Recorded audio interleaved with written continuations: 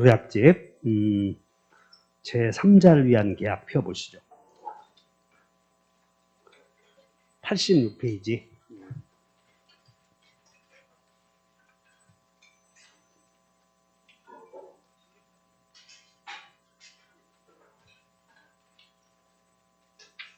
지금 이제 계약의 효력에 지난주에 배웠던 게 동시행항변권, 그 다음에 위험부담까지 배웠고 제3자를 위한 계약 여기 배운 거예요. 그러면 이 동시행항변권과 위험부담은 뭐 50%씩이 나올 확률이 여기 한 문제 나오면 여기 안 나오고 50%씩. 근데 이 제3자를 위한 계약은 매년 나온다고. 매년. 그러니까 외울 것도 없어 이런 것들은. 시험에 매년 나오는 것은 20문제만 외워놓으면 다른 이걸 해놔야 되는데 이건 안 하고 요거 이해하는 사람들은 내년을 대비한 사람들이지. 차근차근 하겠다고 그래서 차근차근 요걸 꼭 공부해 줘야 돼. 제3자를 위한 계약.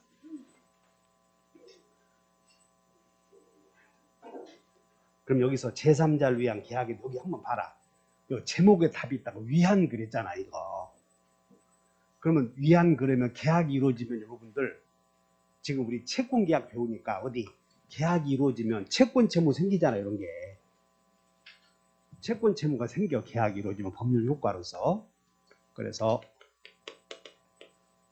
이렇게 생기는데 제3자를 위한 계약은 이게 생긴다 그 말이야. 제3자 계약이 이루어지면 채권이 생기는데 그 채권을 제3자에게 넘기겠다 그런 뜻이라고.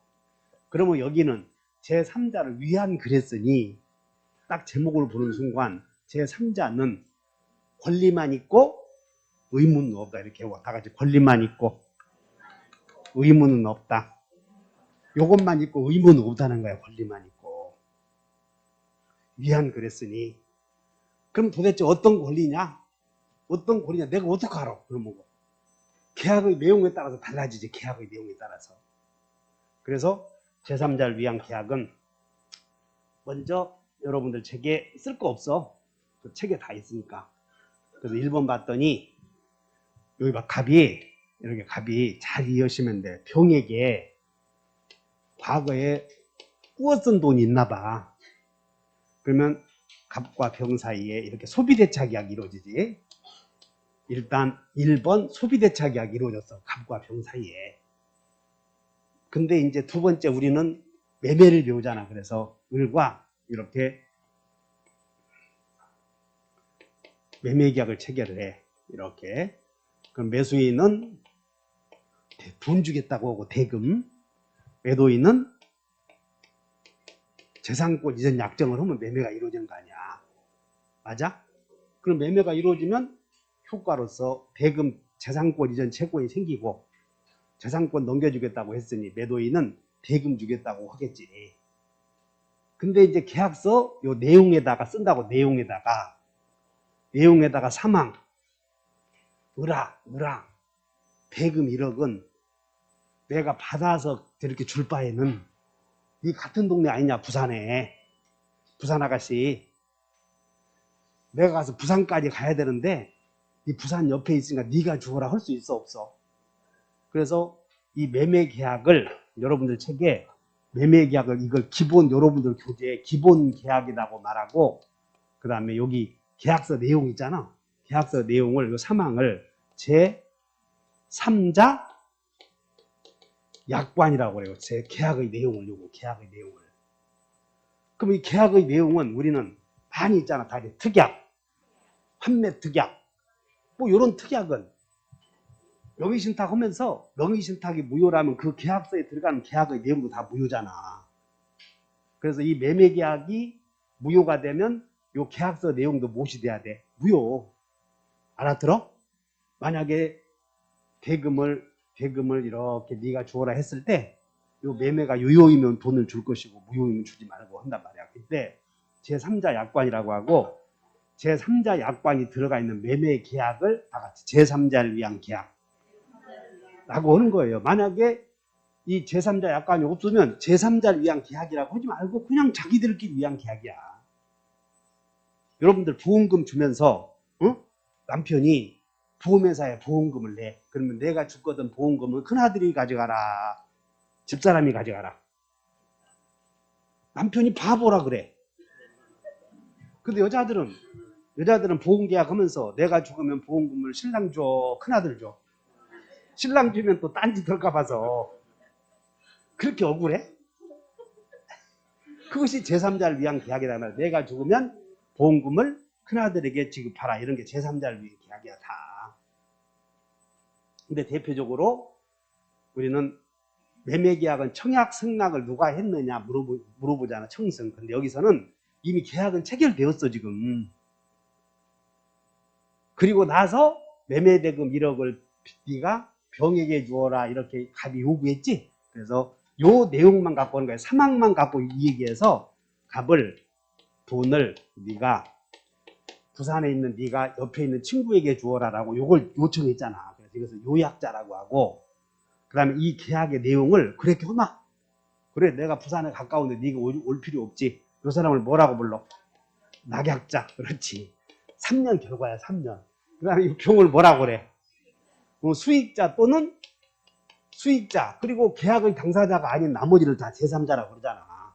그래서 이것을 제3자라고도 한다 그 말이야. 이렇게. 그래서 계약의 성립 요건으로 계약이 이루어지고, 그 다음에 제3자를 위한 계약이 이루어져. 그러면 여기서 이제 제3자는 어떤 권리가 있냐면, 여기서 자 이제 문제가 매매대금 1억을 매매대금 이 계약서 내용에 1억을 을이 병에게 주기로 한다 했을 때, 갑을 가되 매매계약을 체결하면서 매매대금 1억은 을이 병에게 준다 하는 순간 병은 을에게 돈 내놓으시는 권리가 생기는가, 이거부터 따지는 거예요. 그래서 만약에 갑을 간에 매매계약을 체결하면서 매매대금은 을이 병에게 주기로 한다 하는 순간 병은 을에 대한 채권이 생긴다면, 그것은 병의 의사를 침해해서 뇌물이 될 수도 있다고. 뇌물. 그래서 병이 권리가 생기려거든 내가 돈을 받아가야 되겠다는 의사표시를 해야 돼. 그래서 여기서 병이 여기서 돈 받아가겠다 수익의 의사표시라고 하는데, 수익의 의사표시 여기서 전과 수익의 의사표시 전과 후를 따져서 수익의 의사표시를 하기 전에도 수익의 의사표시 할 수 있는 자격이 있어. 그것을 형성권이라고 해요. 밑에. 그래서 양가로 2번 보면 2번에 양가로 2번에 자 여보다 제3자는 먼저 권리만 있고 의무는 없다. 그래서 제3자는 자 요걸 외워버려. 제3자는 낙약자에게 형청손만 있다. 그래서 거기에 2번에 형자에다 동그라미 쳐봐. 형성권의 형. 그 다음에 2번에 급부 청구권의 청. 그 다음에 손해배상 채권의 손.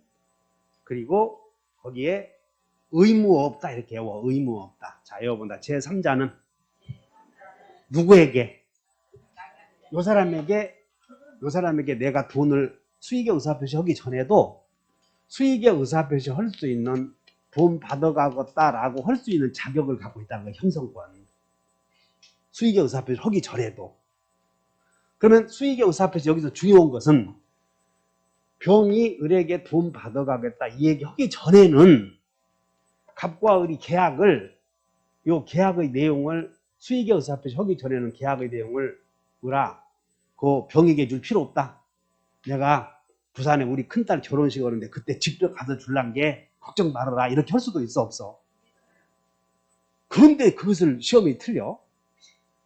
그렇게 잘하면서 참 우리 선생님도 그러겠지? 그거 이해해보면 되지. 그것이 돌아다니면서 고개 흔들면서 말이야. 이것은 나이가 좀 더 있네 또 덜 있네 그거 상관없어. 잘 들으면 되지. 그래서 올해 합격하셔가지고 여기 나오면 옆에 한번 봐. 뒤로 한번 보라고. 뒤로 아가씨들만 보라고. 얼마나 이쁜 사람들이 많냐고. 집에 있으면 사모님이 이뻐? 그러니까 합격을 해야 이런 분들하고 같이 어깨를 나란히 하면서 놀 수 있잖아. 저 우리 어르신도 그러지 않아? 아, 여기 오면 희망이 가득 차잖아. 가슴이 뛰고. 사람이 뭔가를 봤을 때 가슴이 뛴다는 것은 그 젊음이 있다는 거거든. 가슴 뛰어요? 아멘. 열심히 하셔. 그래서 잘 봐. 수의계 의사표시 하기 전에는 두 사람이 계약을 따른다. 합의로 계약을 해지할 수도 있어, 없어요, 여기서? 계약 깨버릴 수 있다고. 즉, 뭔 얘기냐면 수의계 의사표시를 하기 전에는 요약자와 낙약자는 이것을 계약의 내용이라고 그래. 바꿀 수 있어. 그러나 수의계 의사표시 해버리면 제3자가 신중하게 생각해서 내가 돈 받아가겠다라는 얘기를 해버리면 그때는 제3자의 권리가 다 같이 확정. 그러면 변경 못 시켜. 그럼 이 이론이 어디서 적용되냐면 이거 하나만 딱 공부하지 말고 갑과 을이 임대차 계약을 했는데 임차인이 임대인의 동의를 얻어서 전대했다면 전차인의 권리가 다 확정되었으므로 합의 해제 하더라도 전차인의 권리를 해야지 못하는 게 연결이 돼. 자, 제3자가 수의계 의사표시를 한 후에는 제3자의 권리가 확정되었으니 요약자와 낙약자는 합의로 해제하지 못한다. 임차인이 임대인의 동의를 얻어서 전대했을 때 전차인의 권리가 확정되었으니 확자 나왔잖아. 확정되었으니 갑과 을이 합의로 해제했어도 전차인의 권리는 소멸하지. 이제 같이 연결시키라고 이제 공부가 이렇게. 권리가 확정된 이유가 있구나 이렇게.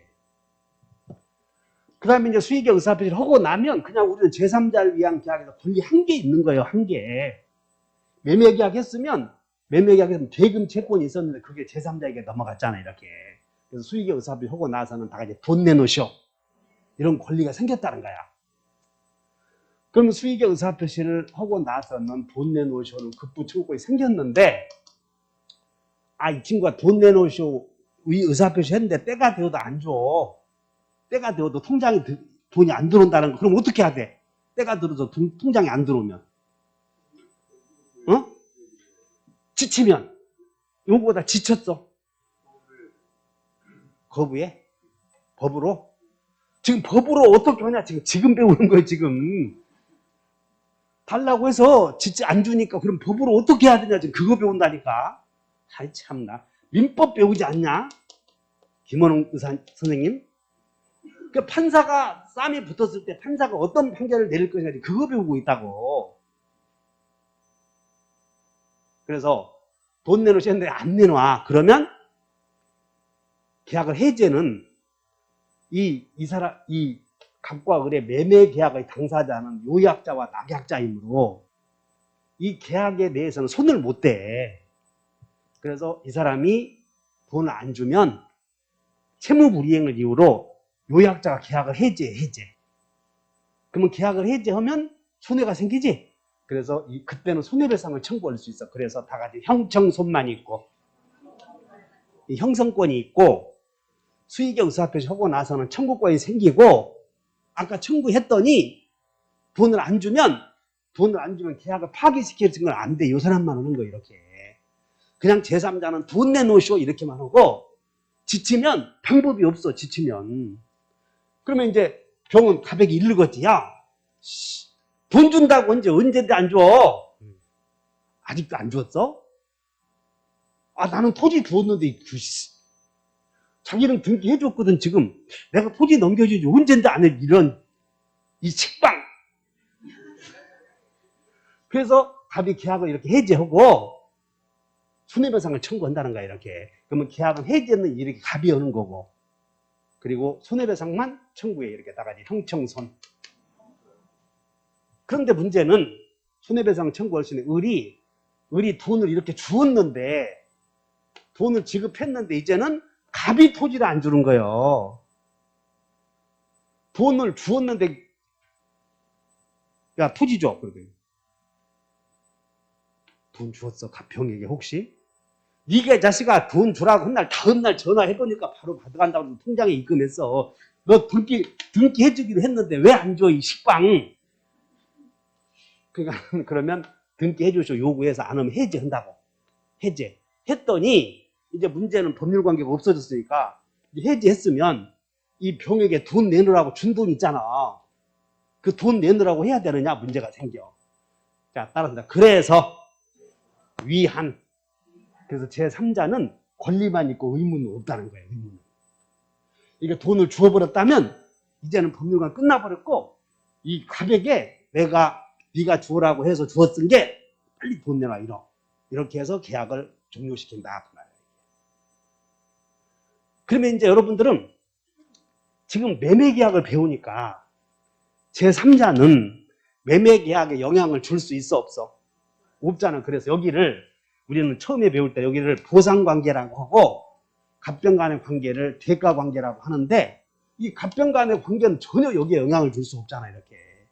따라서 우리 병에게 돈을 줄까 말까는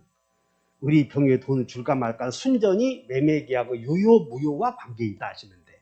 계약이 유효이면 주고, 계약이 무효이면 안 주고, 취소되어도 안 주고, 해제되어도 안 주고. 그런데 이게 만약에 계약이 통정허위표시에서 무효이면 무효, 통정허위표시에서 무효이면 재산권 안 줄 거 아니야. 그러면 이런 선의의 병에게 주어야 돼, 주지 말아야 돼? 주어야 한다고 한다면 그건 여기 앉아있을 자격이 없는 사람이야. 무효인데 토지 안 주는데 지만 줘? 교회 안 다니는 사람이지. 그런 사람들은 지혜가 부족한 사람들이다, 그런 얘기야. 그래서 따라서 무효이면 주지 말고 한다네, 유효이면 주고.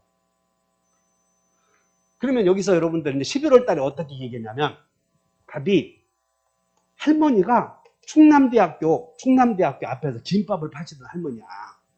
그 전 재산을 이 1998년도지.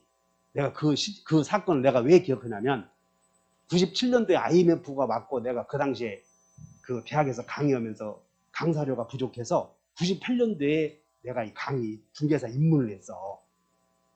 근데 그 당시에 그 충남대학교 할머니께서 20억 재산을 충남대학 총장에다가 부동산 증여하면서 뭐라고 하냐면 충장아, 내가 전 재산을 20억짜리 땅을 대학교에 증여할 테니 거기에서 나오는 수익금을 가지고 후학들에게 장학금을 주어라, 그런 거예요. 내가 토지를 증여할 테니 수익금을 가지고 후학들 장학금 주어라, 후학들에게. 수익금을 가지고 총장 월급에 보태 쓰라, 후학들에게 장학금을 주라. 그게 후학이 제3자요. 제3자. 그때 후학은 현존해, 현존하지 않아? 그렇다 이거야, 이게. 현존하지 않아도 얼마든지 제3자를 위한 계약은 성립할 수 있어. 그러면 어째서 우리가 그 당시에 11월 달에 오면, 그래서 11월 달에 오셔. 그래서 그때 재밌으니까. 그러면 왜 할머니 또 그 후에 또 몇 개월 할머니께서 중앙대학에 전 재산을 또 기부했네. 바느질해서 모은 돈을. 그러면 어째서 우리 사회의 할머니들은 모은 재산을 국가에 증여하는데 할아버지는 또 할아버지는 헛놈들이 한 놈도 없어. 내 표현이 이해해? 왜 그랬을까? 못 돼서? 저렇게 그렇게 생각하면 자격증 못 단다. 할아버지는 보살펴야 할 할머니가 있잖아, 할머니.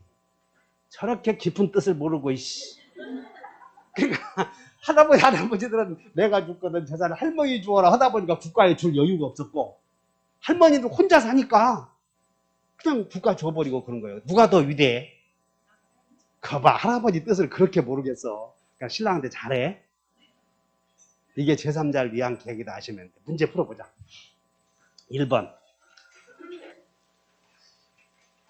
제3자를 위한 계약 옳은 것을 골라라. 기억번.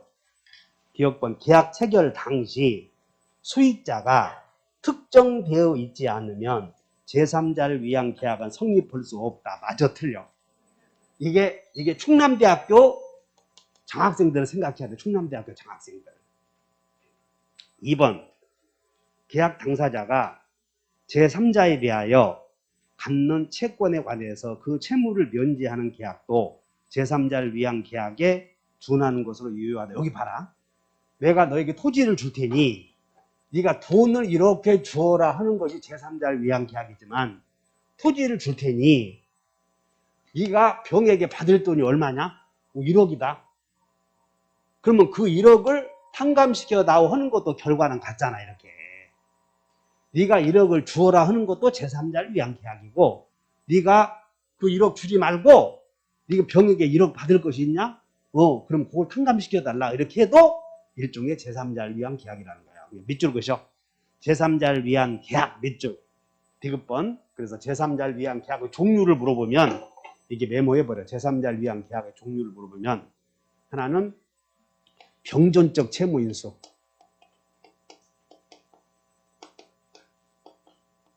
요 정도 하나 알면 돼. 병존적 채무인수는 제3자를 위한 계약. 요거 하나만 알고 가시면 돼. 그래서 그렇게 하시면 되고 디귿번. 낙약자는 요약자와 수익자. 요거 그래야 돼.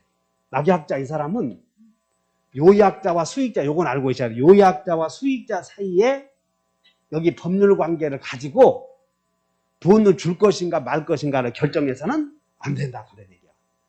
이 갑을 간의 매매 계약의 유효 무효를 갖고 돈을 줄 것인가 말 것인가 해결해야지 요약자와 수익자 사이의 계약을 가지고 여기에 개입시켜서는 안 된다. 읽어보면 그러니까 여기다 요수 동그라미 이 관계를 잘 알아야 돼. 요수 관계, 요납 관계. 요수 사이의 법률 관계에 대한 항변으로 여기 봐라. 여기가 무효라는 것을 이유로 돈 못 주겠다 할 수는 이 사람도 토지 못 주겠다 할 수 없고 여기가 무효니까 토지 못 주겠다 해서도 안 되고 여기가 무효니까 돈 못 주게 해서도 안 된다 그런 뜻이야. 그냥 요것만 갖고 따져야 돼. 매매계약. 계약이 유효이면 주고 무효이면 주지 말고. 그래서 디귿번은 맞다.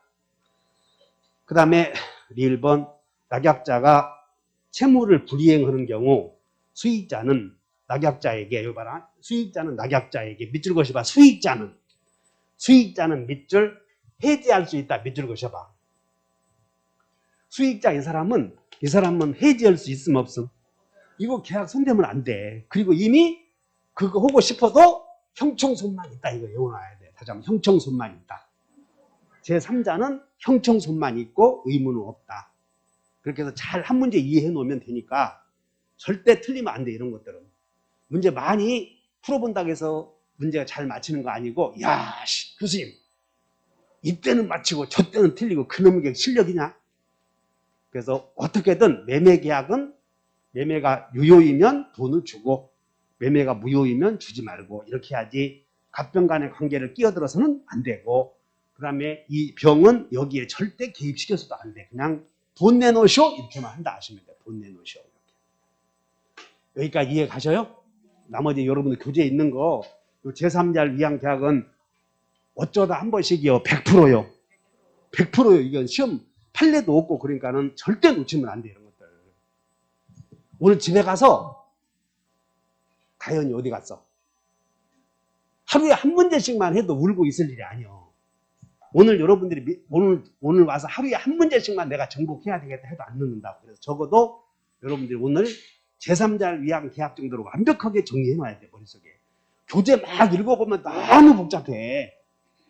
여러분들 교재 읽다 보면 그 앞장 읽어보면 뒷장 모르고 뒷장 읽어보면 앞장 모르고 그래. 그러니까는 머릿속에 내 얘기 잘 생각해서 요약집을 가지고 최대한 공부량을 압축시킬 수 있는 능력을 키워야 되는 거예요. 자, 이렇게 해서 제3자를 계약을 마치고